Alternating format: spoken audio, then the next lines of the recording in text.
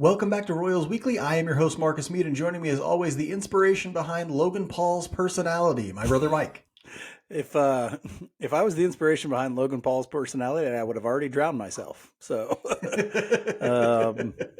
You say that like you're like planning to in the future or something. No. I would have already drowned myself, and not just what's going to happen in 3 weeks. Yeah, that guy sucks. So Yeah. So, but hey, you would know. He took everything he knows from you. So, Mike likes to just randomly challenge people to boxing matches on the street. But anyway, on this week's episode, we'll dig into another losing week from the Royals, do a little Piccolo role playing. Don't worry, it doesn't get too weird. And preview this week's games. But we got a new review on Apple Podcasts that we'll get to first. We'll read it. We want to thank the person who wrote it. Anytime you want, send us a review on Apple Podcasts. We'll read it right here on the episode. Always be rating us on Spotify and on the podcast apps. Give us those 5-star ratings. Helps out a ton. Helps people find the show. We love it. It helps Mike's self-esteem greatly. The review comes from someone who puts their name in as $awful ampersand. And the title of it is Great Podcast for a Not So Great Team. And it says, as someone who lives far away from Kansas City, this podcast is a great way to keep up to date on the Royals. We've always said it. We watch the games so you don't have to. So if you're far away from Kansas City and you're like, I can't listen to sports talk radio, why would you listen to that anyway? But you want to hear what's going on, but you don't want to actually have to watch the games. Great way to stay in touch. Great way to stay up to date. Thank you so much, $awful ampersand. We really appreciate it. Yes, please send in those reviews. The funnier the name, the better. And so that was, I'll give that one a 50 on the scouting scale. 50 grade name for $sign. At least a 55. All right, at least a 55. Before we get to the content, we have an ad to do. Royals Weekly is brought to you by Knapp Family Wealth. Mike, can you think of anything more important than securing your financial future? Keeping it sleazy. I know that's a life motto for you. You know, right? It's a dog-eat-dog world, and I got DMX mating with Corella DeVille up in here. Okay? Oh yeah, You need some help. Some help. Securing your financial future is one of the most important steps someone can take for themselves and their family, and Knapp Family Wealth is ready to help you pursue it. This isn't some big faceless corporation we're talking about here. Knapp Family Wealth is run by J.C. Knapp. He's a huge baseball fan, and he's been helping people plan for their financial futures for 20 years. He can help with retirement planning so you don't have to work till you're dead, education planning so your kids learn to read good, investment management so you can get all that money from out of your mattress and get it working for you. Don't spend another day thinking you've got it all figured out, because trust me, you don't. Check out Knapp Family Wealth at knappfamilywealth.com. That's KNAPP familywealth.com. Securities and advisory services offered through LPL Financial, a registered investment advisor, member FINRA/SIPC. We'll start the review of last week with a real bummer. It's roster news time, and if we're talking about roster news from last week, we're talking about Vinny Pasquantino going down for the year. Vinny Pasquantino was placed on the 60-day injured list this week with a torn labrum. He'll be out for the remainder of the season. Mike, your thoughts? I hate it here. That's what I wrote in there. It sucks. He's having surgery soon. I hope that works out well for him. If there's one like tiny kind of thing you might take from this, he did say that he'll still be in the clubhouse. He'll still be, kind of the cheerleader of the team. Vinny Pasquantino strikes me as a guy that they need in the clubhouse. We're going to talk about Samad Taylor a little bit more as well. I think he's another one of those guys that they maybe need in the clubhouse. And so it'll be good to have him still around, but man, that hurts big time, because he is so much of their offensive production. Really, really, really sucks. It does. We wanted to see him come out and have a big sophomore year, a big, just let the baseball world know that he is a special and unique player, but not going to be the case at this point. He's down for the rest of the year. If there is a silver lining, I don't know that but if we want to look for one, it does mean more room for other young guys to come up and get a shot in Major League Baseball, and for the Royals to see what they can do. We're going to talk about Samad Taylor more later. Tyrone Blanco's come up. A few others have come up.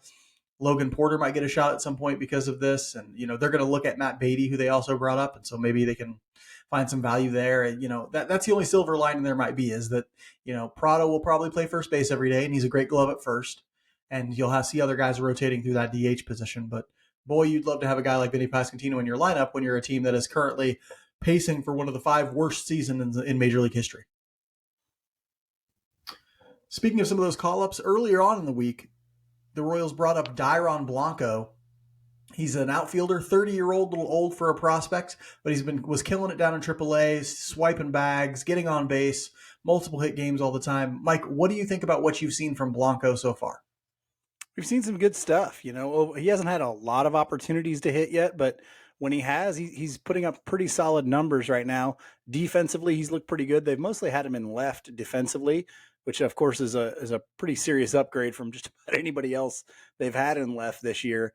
But yeah, he's done good. All you can ask him to do is do what he's done so far. So I assume moving forward, unless Kyle Isbell's close to coming back, so he may not stay up. But I want to see him get a few more opportunities at the plate, just because why not? I think he's bound to be in the major leagues for the Royals for quite a bit this year, because even if he goes back down when Kyle Isbell comes up, I think Edward Olivares might get moved. And when he does, boom, Dairon Blanco's right back. And so he's a really good fourth outfield option for them because they can use him in a pinch running role, which they did on Saturday. And he was what ended up being the go-ahead run, I think. Ended up being the winning run for them. Or no, wait, sorry. He was the game-tying run, maybe. I can't remember exactly. No, he was the winning run.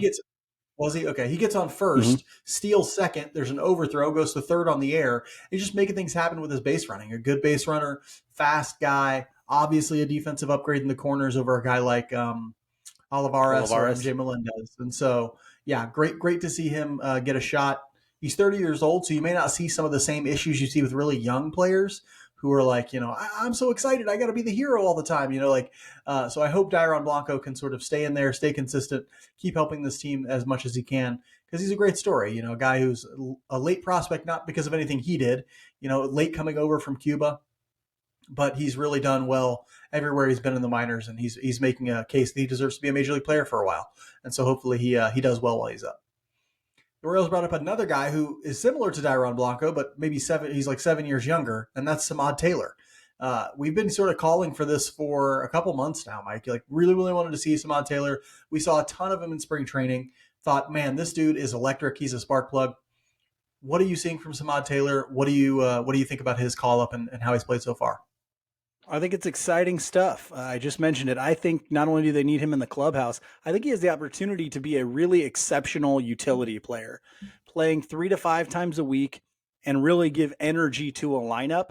He does some small things very well. He was able to get the go-ahead run the other night, but he also had 2 walks in that game. He had, he'll take a walk every now and then, although probably not as high as you want it to be. But he had another hit today. He had a sacrifice bunt today. Like, I just feel like he's going to do enough stuff well that he's maybe not an everyday guy, but an exceptional role player. And so I like Samad Taylor on this team. I think a really good team for the Royals has Samad Taylor as your number 1 utility guy. But here's the thing. He might need to be an everyday guy on this Royals team. Because this Royals team, yeah, of course. and he's still 23 years old. Like, what would make him a utility guy versus an everyday player? Usually it's how much can you hit? Can you hit enough to be in the lineup every single day? He's still only 23 years old. There's nothing that says when he hits his offensive prime, he won't be hitting enough. I mean, look at his numbers in AAA, walking at a pretty high clip, something like 10 or 11%, striking out under 20%. Those aren't bad numbers, right? If you can put the ball and play hard enough, which he can, he has some pop. He's not going to hit a ton of home runs, but he hits the ball pretty hard. He's the type of guy who I think it would not surprise me if, like a Whit Merrifield, but with maybe even a little bit better walking ability, he finds a way to be just as, if not more successful at the major league level than he was at the minor league level, if that makes sense. Because, I don't know that Whit Merrifield was ever as successful in the minor leagues as he ended up being in the major leagues. But there was something about him that allowed him to game to really play at the major league level. We've seen some plate appearances from Samad Taylor since he got up that were insanely good. You don't see him make bad swing decisions a lot, or at least we haven't in the couple games he's played so far. You mentioned he walked twice the other day. He should have walked 3 times because 3-1 count. The umpire gives a free strike that's about 5 inches off the plate. Drove me crazy. Had to get that out there. So yeah, you're talking about a guy who's had a lot of success. I was going to choose him for my strong performer this week, but he hasn't really played enough. And so, but I wanted to throw it out there. He's got off to a pretty hot start. and really been an energy giver. And that position versatility is only going to help them because he can play second base, he can play the outfield. I think that's going to go a long way to making sure that he might stick in the major leagues permanently. Speaking of second base, he may have to play a lot of second base moving forward because Michael Massey has gone on the 10-day injured list with a laceration on his hand. I hear it's right near his knuckle. He's got a cut. It's on one of his fingers, yeah. Mm-hmm. Yeah, near a knuckle. And so as a result, the Royals have brought up Matt Beatty, who they just signed not that long ago.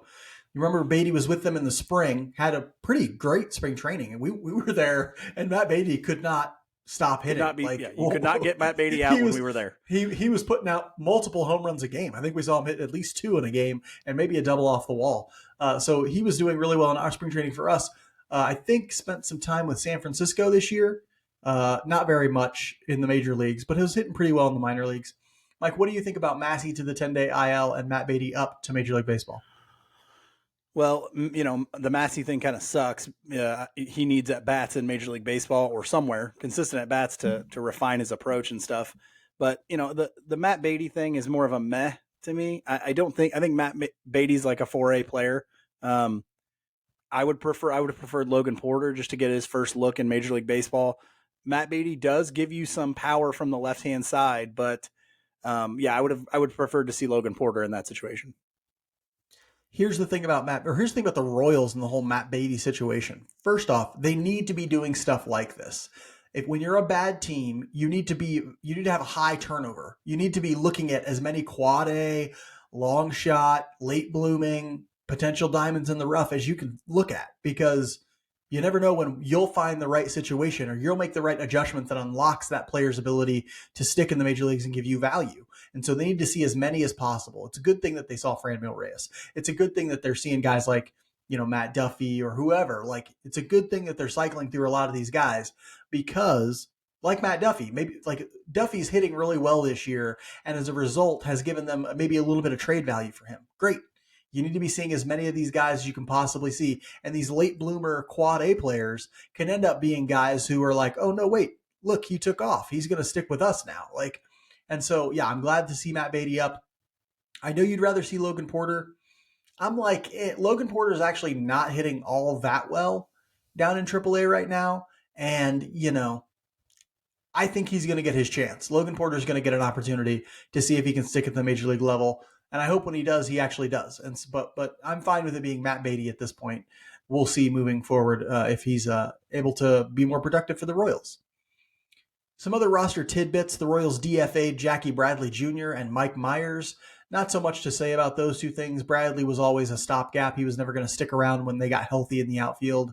Myers had a moment there where he was pitching really well for the Royals, but turned back into a pumpkin fairly quickly. A predictable outcome for a guy who's a journeyman and really has never solidified himself in Major League Baseball. So we're not going to say too much about that. We'll move on to reviewing the week. On the field, the Royals went 1-5 last week, which brings their overall record to 19-52. Ooh, got that 19th win, almost to 20. I have here on the darkness. Sometimes when I write on the outline, I get real poetic and dark with it, and it's just, I have seen the darkness, and it was the post-Red series last week when people were going full therapy session in my timeline. There's sometimes when people are just like, it's like I'm their Royals related therapist, and they're just like tweeting at me all this like rage and anger and sadness, and I'm like, this isn't my job. I'm not your therapist. But that's what it was like after that 10-game losing streak. The Royals grabbed a very dramatic win on Saturday, came all the way back from down 7, I think it was, to beat the Angels, and only to promptly start what I must think must be another losing streak today with a loss to the Angels. Mike, how do you feel about last week? It was another rough week, but there were some signs last week that made it a little less depressing for me. Bobby Witt Jr. looks like the player that we really hoped he can be, and I'll talk about that more here in a second. Seeing Samad Taylor come up and get the game-winning hit and contribute value to the team. Salvi's little injury scare there not being a long-term thing. All of those things, Nick Prado continues to be somewhat productive. All of those things, give me a little hope and optimism as well, especially the Bobby Witt Jr. thing. But it was dark, but I don't expect them to be winning. So, yeah. Yeah, that's a pretty interesting. That's a pretty I feel like fair way of describing it. I'm just here for Samad Taylor. That's just my thing. Like I'm just here to see him play. It was great to see him give energy like that. You're right. He seems like a guy who's going to fit into the chemistry of that locker room and that clubhouse well. A guy who's, I mean, an energy giver. You know, like we watched him make things happen on the baseball field. Did I love the fact that he sacrificed bunted in the bottom of the second today? I do not. But, you know, get out there and make stuff happen, Samad Taylor, because I love the plate appearances you're taking. And, you know, it is a little tiny, tiny bright spot in what has been a very, very dark week last week and a very dark season all season. So great to see that at least we get a little bit of a happy story there. In a dark week, Mike, you mentioned some guys still played well. Who was your strong performer for this week? Yeah, there were actually quite a few guys that had pretty good offensive numbers this week. But I went with Bobby Witt Jr. because we've all had some frustrations, I guess, with the up and down of Bobby Witt Jr. And this might be the week where going through and watching games, it seemed to be most consistent at the plate, approach wise. This might have been the most consistent he's been with his approach. He was 7 for 23 with a home run, a double, 7 RBI. He looked way more comfortable with guys on base this week than what he has in previous weeks. 4 walks to 3 strikeouts. Anytime Bobby Witt Jr. in a week has more walks than he does strikeouts, it's likely to be a pretty good week for him. Huge for him. Now, if you listen to Alex Duvall's in Royals Farm Report, his Twitter Spaces today, it was very good. He did it with David Lesky. They mentioned that overall, over the last month, they kind of stated his numbers and stuff, and his walk rate is up. It's not quite to 10%. It's actually, it wasn't even all that high. I think it was below 5% for the month. But they brought up the point that Bobby Witt Jr. won't necessarily have to walk a bunch to be productive, but the approach has to be good, if that makes sense. So because of the power in his bat and the ability to produce runs and then also steal bases, he can be a very productive player even if he isn't walking a lot. Okay, and I think the guy that Lesky brought up was like Trey Turner. Trey Turner's got a lot of dynamite in the bat, but he doesn't necessarily walk all that much. Now, Bobby Witt Jr. for this week had an OPS of 885. If he can stick to a place where he is driving the ball, consistently swinging at pitches he can do damage on. Another great point that Alex made just on Twitter, I think, in a tweet that he had, was that Bobby Witt Jr. is finally doing more damage to fastballs. He's improved his ability to hit fastballs. He was really bad on fastballs, but now that he's starting to improve that, we're starting to see the numbers come up for him. So if this week, even though losing Vinny Pasquantino, if this is the week that Bobby Witt Jr. starts to be more consistent and starts to take that track on to superstardom that we all think he can, that'll be a good thing. Yeah, there were basically 3 things that you would point to and say, Bobby Witt Jr. needs to fix these 3 things if he's going to reach his hitting potential. 1, he needs to do damage on the pitches that he gets that he should do damage on. He doesn't necessarily do that. His numbers are not that good. Fastballs in the heart of the plate, for example. He struggles with those. Or at least most major league hitters are going to have numbers like 500 batting average, 700 slugging against fastballs in the middle of the plate because it's the easiest pitch to hit. He didn't have those kind of numbers. His were like, oh, he hits 300 on fastballs in the middle and maybe like a 450 slugging, but that's not good enough. On the fastballs in the heart, you should be crushing them. He needed to improve that. He needed to improve his strikeout rate and he needed to improve his walk rate, right? The approach that he's taking now, one where he is most definitely being more patient. I know he came out with a soundbite and said, oh, I want to be an aggressive hitter. That whole, this is all garbage, this antiquated way of thinking. I know he came out and said that, but what he's doing speaks louder. His actions speak louder than his words. And his actions are he's being more patient at the plate. He's taking more pitches, not chasing as much, not swinging as much in the shadow. And as a result, the strikeout numbers are coming down. The walk numbers are only going up a little bit. And you're right. He doesn't have to walk at a 12% clip to be effective. But if he's not going to walk, he needs that strikeout number to come down. Okay. And it has come down. And that's what is ultimately helping him. He's putting balls in play hard and getting enough hits off of that. Right. I think ultimately his very ceiling will be when he can do both. When he can, in the minor leagues, he would walk at about 9% clip. If he can get there in the major leagues and something like a 15 to 18% walk rate, Bobby Witt Jr. is an all-star easily. Okay. He is easily an all-star. it looks like he's got the approach now that could kind of move him in that direction. The one word of caution that I will give is that the Royals did not see a lot of elite level fastballs in this week. Okay. So maybe just a little bit of caution still until we see see how he hits against some of those guys that really throw hard and that have exceptional movement, exceptionally difficult to hit fastballs. But overall, very encouraging sign from him. More encouraging signs this time from a pitcher, and I'm actually starting to get a little bit excited about my strong performer. And my strong performer for the week is Austin Cox, left-handed pitcher. He's been thrown out of the Royals bullpen as like a multi-inning reliever recently.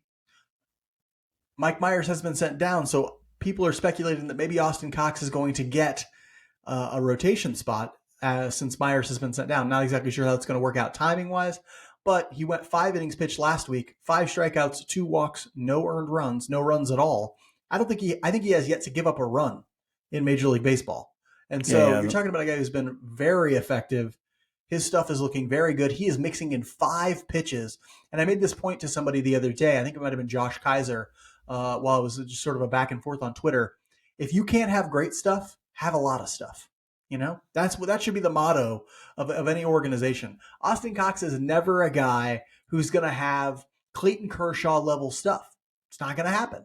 It's just not in his DNA. He doesn't have the physicality to have that kind of stuff. That's okay. Have a lot of stuff. He's got a pretty good curveball. We've seen it a bunch. Have a bunch of other pitches. I'm loving he's got like a high 80s, low 90s cutter right now that is working really well. He's mixing it in with a slider that's at a different speed. That's what you do when you're a lefty who doesn't have great stuff. Throw a bunch of pitches and make them very confused about what's coming next. His fastball's been really effective. I'm getting a little bit excited about Austin Cox, a guy you and I saw him down in Northwest Arkansas, and it was like, woo. Nah. This guy's marginal at best. Yeah, I think he even had a good game that game, but we were like, I'm not really impressed with the stuff. And you're right. Yeah, I think the way that he's doing it right now is by having a lot of different pitches, and then up here in the brain meat, he's understanding how to do it. That's at bat today against Shohei Ohtani was a masterclass. I mean, it was really, really good watching him come inside with those fastballs, getting him to kind of speed up his bat, and then throwing that really good curveball away to put him away. And then he struck out Mike Trout in the next at bat. I mean, you strike out the 2 best baseball players in the world back to back. You deserve a shot to start for the Kansas City Royals. I don't care who you are. For the Kansas City Royals, yes, you deserve to start. That's all it takes. Just strike out 2 dudes and you deserve to start for us. But yeah, I do want the walk numbers for him to come down. I think they're a little bit troubling. You don't want to see him walk. And we may find out if he gets into the rotation and starts going trying to go 5 innings, 6 innings at a time, we may find out that that fastball does not play as well in longer stints. Maybe he can't do this as a starter. Maybe his best ideal role is as a long bulk reliever or something like that. That's fine, but give him a shot. This team is so desperate for starting pitching. You got to give him a shot in the rotation, I think. Mike, not everyone played great this week, obviously, or last week. Who was your week performer? Let us know what's going on. Daniel Lynch was my week performer this week. He had 7 innings pitched, 7 earned runs. Mark, do you know what that makes your ERA for the week? 9. He had an ERA of 9 for the week. He gave up 4 home runs in that game. Not great to give up 4 home runs at Kauffman Stadium. Wait, was that at Kauffman? Yeah, that was at Kauffman. Yeah, because he played the Reds here. 2 walks, 3 strikeouts. Not a good showing for Daniel Lynch, including 5 runs in a single inning. Like he just didn't look great. Like I think his changeup is still working pretty well, but he found way too much of the plate in that start. You want him throwing strikes. So it's really this tough balance because you want him in the zone. You don't want him, throwing non-competitive pitches, which he's struggled with in the past. And he was doing that, and they were hitting the shit out of it. So need better from Daniel Lynch. Yeah. I'm talking about a hitter, a guy who's a Royals legend, love him to death, but he did not have a great week at the plate this week. That's Salvador Perez. And he came up in some big moments with guys on base and he had some strikeouts this week where literally the pitcher did not throw him a pitch inside the strike zone, and he still swung 3 times and missed. And so that's the hard part of Salvador Perez. Yes, he is a great player. Yes, he is one of the Royals' best players. Yes, he is a Royals legend. But my Lord, there are weeks when he just looks terrible at the plate, and this was one of them. He went Here's 4 for the 19. He had 1 home run, 7 strikeouts, and 0 walks. Not very good. Yeah, I Perez can be a real frustrating figure. You got to stick with his ups and downs, but there are definitely some downs, and this was one of them. Last week was one of them. I think you made a good point on Twitter. Like, you love to have a Salvador Perez on your team because of the person that he is, because of his ability to hit home runs, his ability to catch, all that sort of stuff. He is a great piece on a baseball team, but you don't want a hitter with the profile of Salvador Perez in the middle of your lineup because he's not consistent enough. At the end of the year, his numbers might look fantastic, but it's going to be because he had a week where he was blistering hot, and then he's going to have 2 weeks where he's not. And you're going to lose a lot of games in those 2 weeks if you're relying on a guy like Salvador Perez to be a consistent offensive producer for you. So you need somebody who's a little bit more consistent to be, to make up kind of the heart of your lineup. And then Salvador Perez is the guy who, when he gets hot, just takes you to another level. That's kind of how I see it anyway. If I'm building a team, not that he is like Mark said, Royals legend, great player, borderline maybe Hall of Famer, but he is never going to be that consistent offensive performer that you need in the middle of a lineup. Yeah. So if you're watching on YouTube, you may have noticed Mike's video just went out for a little bit because his internet is hot garbage. And so, yeah, sorry about that, but he's back now. Yeah, you didn't, you may not have noticed, Mike, but on my screen, your video went away. Anyway, doesn't matter. Mike, what was your theme for this week? A Star is Born. Maybe A Star is Born. And I don't, and I actually could mean this 2 ways. Am I talking about Bobby Witt Jr. and his improvement?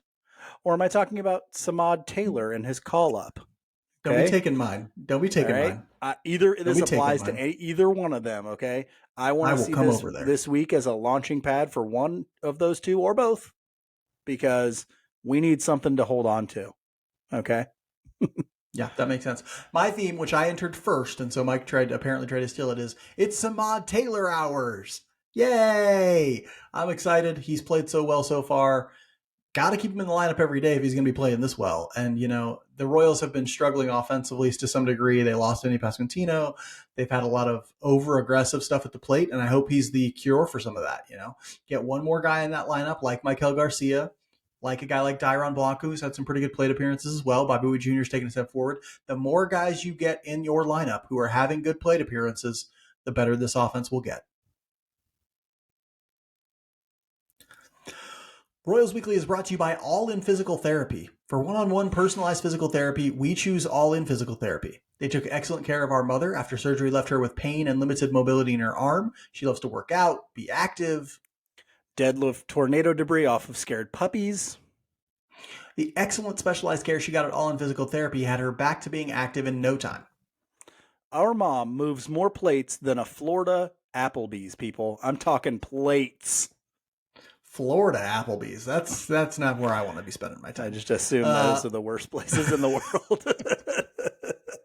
All In Physical Therapy knows how to help athletes recover. It's owned and operated by Lee Summit's own Tommy Freevert, a former Arena League football player, Northwest Missouri State Bearcat, and a hell of a guy. They have offices in both Blue Springs and Lee Summit, so get over there to work with Tommy. Tell your doctor you want to do your physical therapy with the best of the best at All In Physical Therapy. To learn more, give them a call at 816-427-5300. That's 816-427-5300. Or visit their website at allin-pt.com. That's allin-pt.com.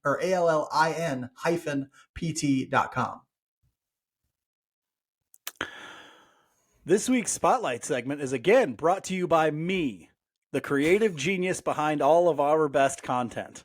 Okay? Again, another one from this guy. Unbelievable. Today, Mark gets to play GM of the Kansas City Royals, and I get to be the dog with a bone reporter who is trying to make his career by making an executive say something stupid. Okay? A lot of gotcha questions coming your way. All right? I feel like you got a ball on a tee with me at this one. So it's going to be real good. Okay? Mark is not privy to these questions. He has not seen any of these in advance. Okay. So let's see how he handles the GM hot seat since he seems to think he's got all the correct answers for the Royals. I Okay. do. Dr. Mead, as I assume you Yes. will be going by your official title when you're hired as GM Yeah. of the Royals. When you're talking to me, it's always Dr. Mead. The doctor is in, ladies and gentlemen. Are you ready? Yes. That does not count as a question. Okay. First one. Your Royals currently have only one prospect in the top 100 according to MLB Pipeline, and that's Gavin Cross at 63. And their farm system ranks in the bottom third of the league overall by most accounts. Dr. Mead, as the new GM, what will you do to increase the talent level throughout the minor leagues?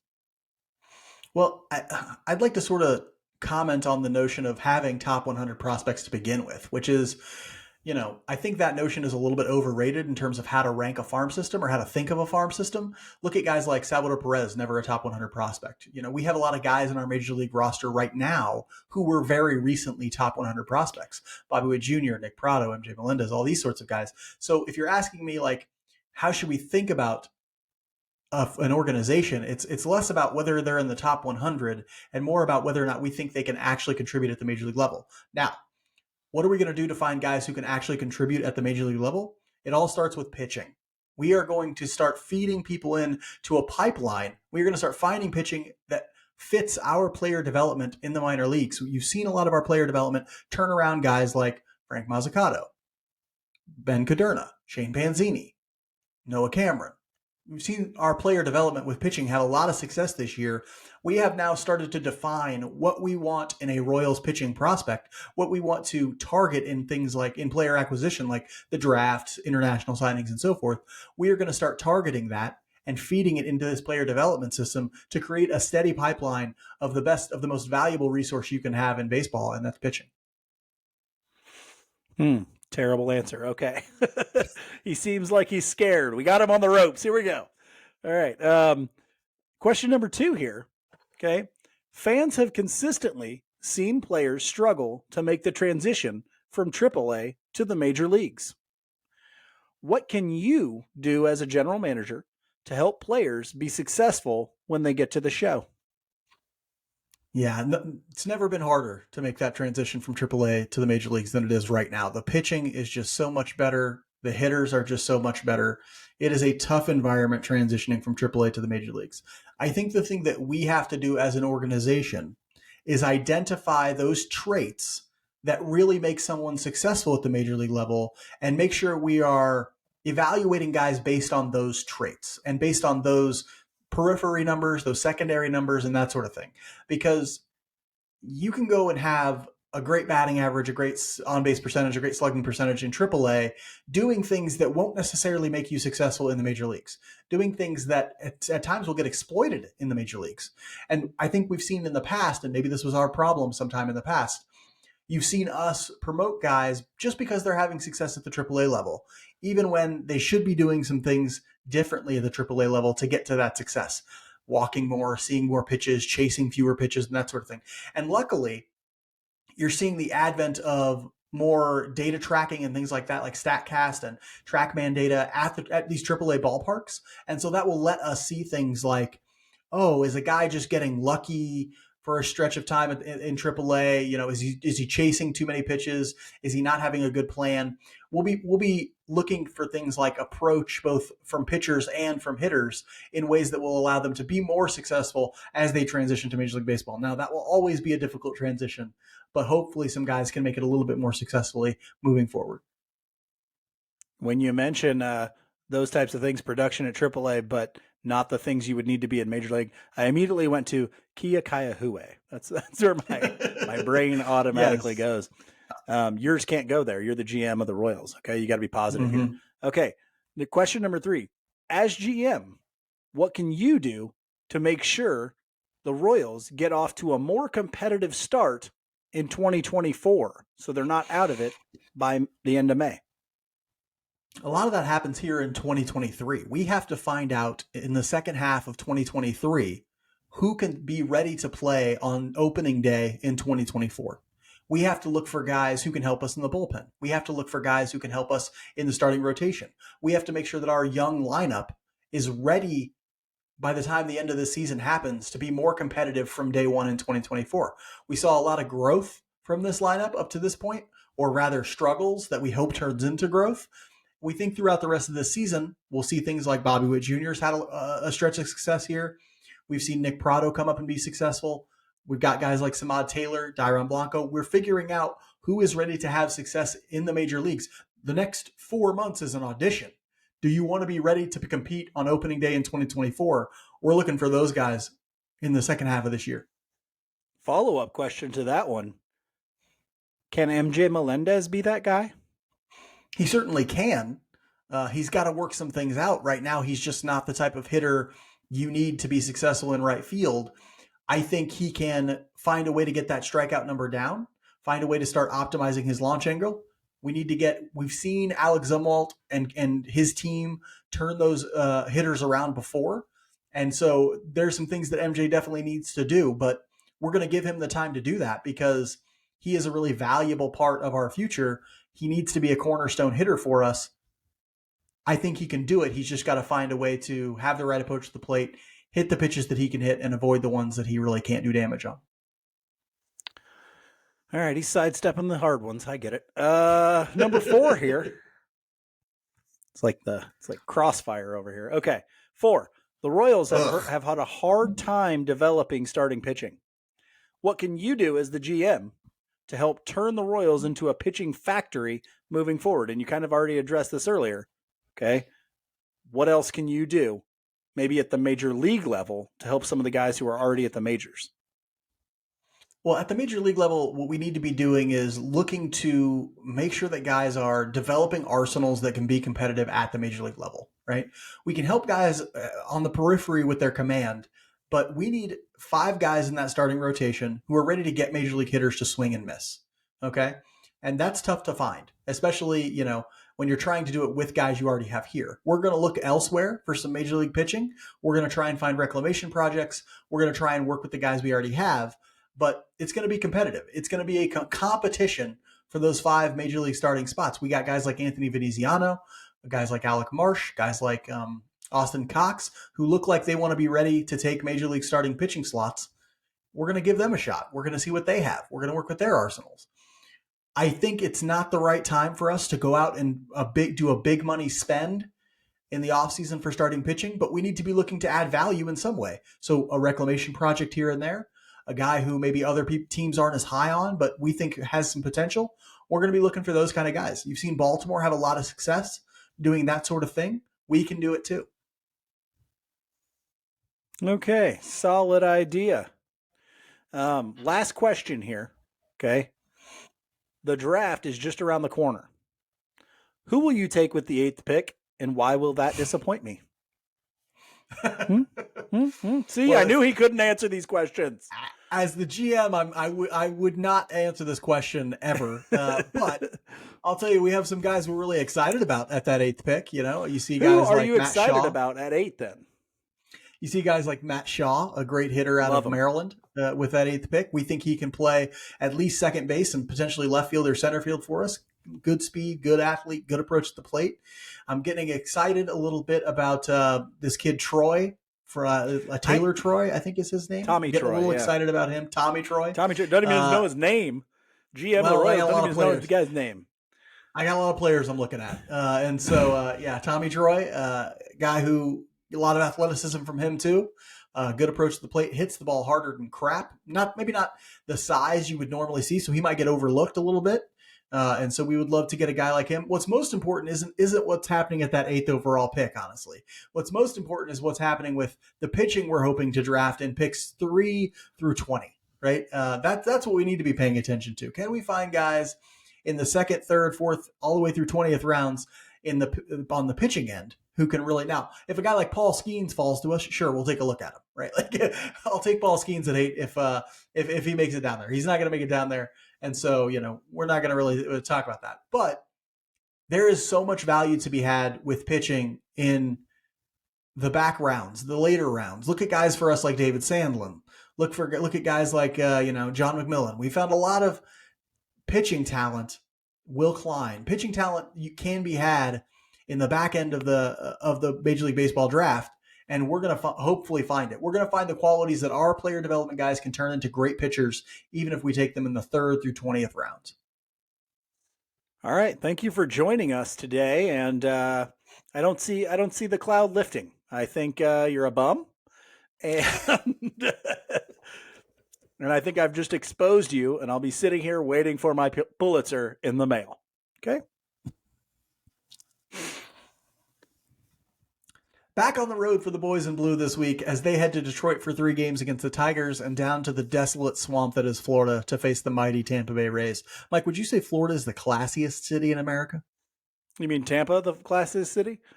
Yeah, sorry, Tampa. Is Tampa the classiest city in America? We know Florida is not the classiest state. It's like the Lake of the Ozarks of the South. No, I have never been to Tampa, Florida, but I hear it is the Paris of swampy retirement villages. So, hey, can't go wrong there. Okay. Can't go wrong there. No. Yeah. Got themselves a heck of a baseball team, and dozens of people come to watch them every day. So, tell us about the Tigers, Mike. You know what's weird? Have we played the Tigers yet this year? Maybe once. Sure. I don't know. Maybe. It feels like we haven't at all. And, they're in our division. I know they changed up the schedule, but very weird. The Tigers are 30-40, which you would think, another Tigers year. That's 3rd in the AL Central, ladies and gentlemen. That is 3rd in the AL Central. The team leading the AL Central has a 500 record. No lie. Woof. So they're really hurt again. They're still very young as well. Lyles will go against Reese Olson in that first game, a 23-year-old right-handed pitcher with a 6.08 ERA. He's only going to have his 3rd start of his career. And so we'll see how he does. He's got a 1.05 whip in limited time. Slider, fastball in the mid-90s, sinker, changeup, curveball. He was the number 11 prospect, according to MLB Pipeline for the Tigers before he got called up. Did struggle with walks in AAA a little bit. So let's see if the Royals lineup can, make him shaky like young guys sometimes get. In the second game, we'll have Daniel Lynch versus Michael Lawrenson, 31-year-old righty out of Cal State Fullerton, 4.23 ERA, real good whip at 1.09, mid-90s fastball, slider, changeup, sinker, sweeper. Doesn't get a lot of strikeouts, relies on his defense, big-time ground ball pitcher, although he's only at 41% this year. In that third game, it'll be 2 people we're quite familiar with, Brady Singer versus Matthew Boyd, the 32-year-old lefty out of Oregon State, 5.6 ERA and a 1.35 whip this year, so the numbers aren't good. He's a soft-tossing lefty with a fastball in the low 90s, a slider, a changeup. He's going to junk ball it up there. Teams are hitting his fastball quite a bit and his curveball as well. But that's going to be the Tigers. Looks like 3 guys that we should have the opportunity to get some wins against and score some runs on. So then we're going to go to Tampa, and it's probably going to be a different story. Mark, tell us about the fighting Tampa Bay Rays. Well, they're amazing. As you might imagine, the Rays have a great baseball organization, and they are 51-24, which is first in the AL East, I believe is the best record in baseball. Not entirely sure if that's still the case, but they're basically a team full of killers. Offensively, they're paced by Yandy Diaz and Randy Arozarena, who both have OPS pluses over 145. I think Diaz is like 168, which means he is 68% better than league average as a hitter, probably. Or that's a rough estimate for his offensive production. But the whole lineup is producing, honestly. It's top to bottom guys who get on base who do well. In the rotation, they got just a dynamic rotation led by a guy named Shane McClanahan. I'm sure you've heard of him. He was 6th in the Cy Young voting last year and will compete for the Cy Young again this year. He's got an ERA in the low 2s, I believe. They're a little beat up in the rotation. They've lost a couple guys, I think, for the season even. But they just got Tyler Glasnow back. So, yeah, if the Royals grab a win from that series, you call it a friggin' miracle in my mind, because that team is miles and miles better than them. We'll end this week's episode like we end every episode with our Just A Bit Outside segment, where we talk about something that's interesting to us outside the world of baseball. Michael, I know what you're talking about. It was a blast. Tell us what you did last week. I wrote in the outline there, Boulevardia. See, I'm young. Yay.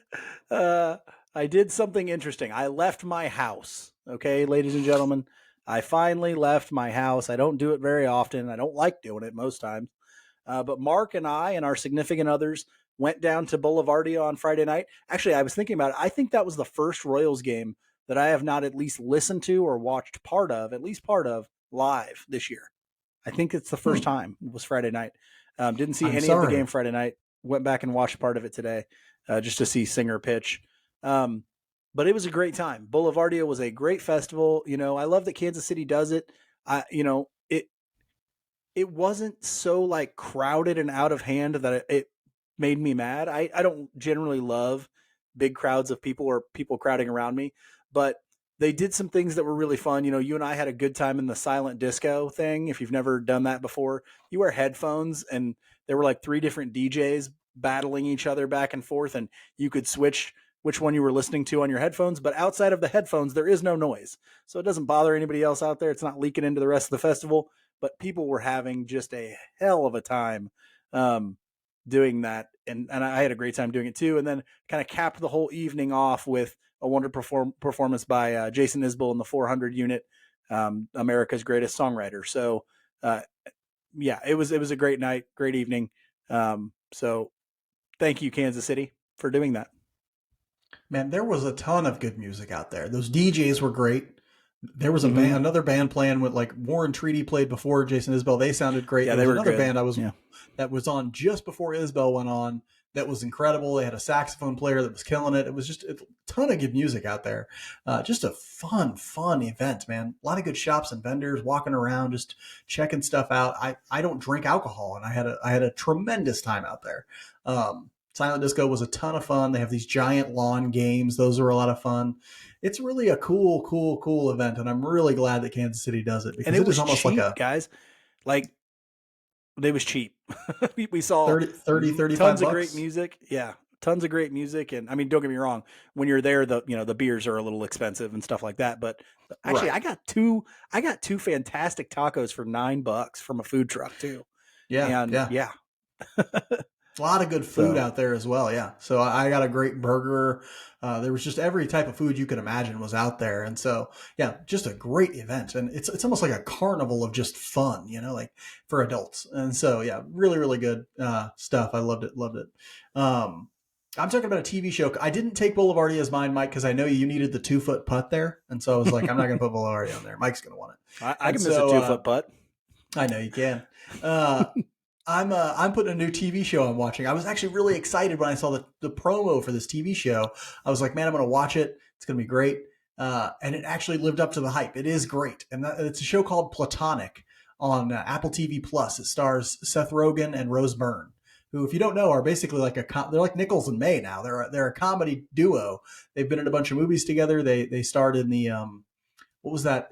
Neighbors, I think was the name of the Oh yeah, movie that, with Zac and Efron then and yeah, yeah, and them and too. then Neighbors 2 and stuff like that. And so uh, they play these two people who are sort of were best friends at one time when they were younger, and then after 5 years, like they sort of stopped seeing each other.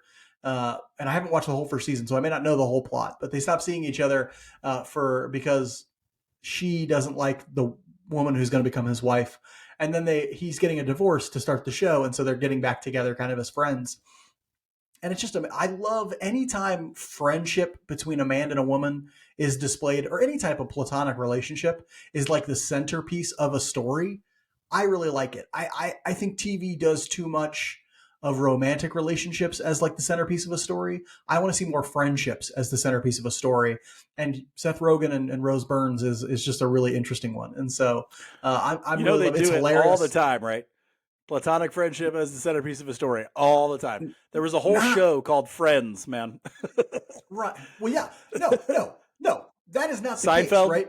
Seinfeld, What was this? Yeah, Seinfeld maybe, but what was actually the centerpiece of the story of Friends? It was them always getting together with Ross and romantic Rachel partners, thing. Ross Okay, and yeah. Rachel, Monica and Chandler, all this stupid shit. And I'm like, I don't care about that stuff. I want friendship as the actual centerpiece of the story, and that's what this is. Like, and I can point to some other shows that have done it that I really liked. Like Elementary was one where it was like I really liked that they never pressured, the Johnny Lee Miller Sherlock Holmes character to get together with the Joan Watson Lucy Liu character. I really like that. I want to see friendships and the sort of interesting and complex dynamics that sometimes exist in them on a television show. And I get it with Platonic, and it's also freaking hilarious.